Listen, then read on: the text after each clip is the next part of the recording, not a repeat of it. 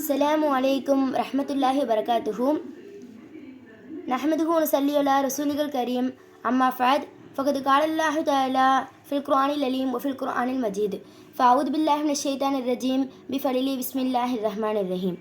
நான் இங்கே பேச போகிற தலைப்பு என்னவென்றால் இஸ்லாத்தின் கேடயம் இறை நம்பிக்கை. அன்பிற்குரியவர்களே, உலகத்தில் வாழக்கூடிய மனிதர்களை அல்லாஹ் சிறந்த படைப்பாக படைத்துள்ளான்.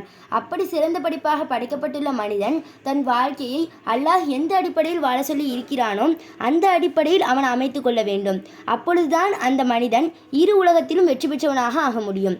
இந்த வெற்றி நமக்கு முழுமையாக கிடைப்பதற்கு உலகத்தில் வாழும் எல்லா காலங்களிலும் இறை நம்பிக்கையோடு வாழ வேண்டும். நமக்கு எது நடந்தாலும் எது கிடைத்தாலும் அது அல்லாஹ்வினால் மட்டும்தான் முடியும் என்ற இறை நம்பிக்கை நம்மிடத்தில் வர வேண்டும். ஹல்ரத் உமர் ரலியல்லாஹு அன்ஹு அவர்கள் காலத்தில் ஒரு பெரும்போர் நடைபெற்றிருந்தது. திடீரென உமர் ரலியல்லாஹு அன்ஹு அவர்களிடமிருந்து போர் தளபதி ஹல்ரத் காலித் பின் வலீத் ரலியல்லாஹு அன்ஹு அவர்களுக்கு அவசர தகவல் ஒன்று வருகிறது.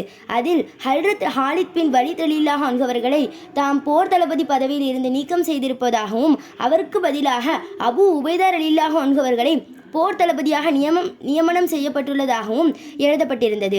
இதை அறிந்த ஹாலித் பின் வலீத் ரலியல்லாஹு அன்ஹு அவர்கள் உடனடியாக அபு உபைதா ரலியல்லாஹு அன்ஹு அவர்களை அழைத்து அவர்கள் கையில் தளபதிக்கான கொடியை கொடுத்தார்கள். பிறகு அபு உபைதா ரலியல்லாஹு அன்ஹு அவர்களின் தலைமையில் போர் நடைபெற்றது.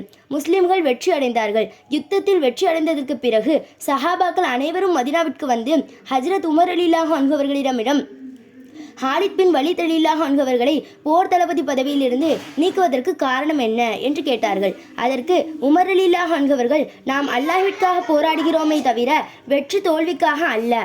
ஆனால் ஹாலித் பின் வலீத் ரலியல்லாஹு அன்ஹு அவர்கள் போருக்கு தளபதியாக சென்றால்தான் முஸ்லிம்களுக்கு நிச்சயமாக வெற்றி கிடைக்கும் என்று மக்கள் மத்தியில் பரவலாக பேசப்படக்கூடிய செய்தி எனக்கு கிடைத்தது. வெற்றி தோல்வியை தருவது அல்லாஹ் தானே தவிர ஹாலித் பின் வலீத் ரலியல்லாஹு அன்ஹு அவர்கள் அல்ல.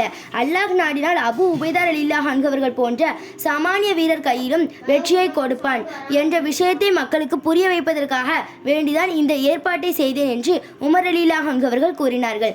எனவே அன்பிற்குரியவர்களே, இந்த உலகத்தில் முஸ்லிம்களா வாழக்கூடிய நாம் எந்த ஒரு சூழ்நிலையிலும் எது நடந்தாலும் அது மனிதர்களின் மூலமாகத்தான் நடக்கிறது என்ற அவநம்பிக்கையை நம்முடைய உள்ளத்திலிருந்து முழுமையாக நீக்கிவிட்டு எது நடந்தாலும் அது நன்மையாக இருந்தாலும் சரி தீமையாக இருந்தாலும் சரி எல்லா காரியங்களும் அல்லாஹ்வின் நாட்டத்தின்படி நடக்கிறது என்ற முழுமையான இறைநம்பிக்கை நம்முடைய உள்ளத்தில் உறுதியாக வர வேண்டும்.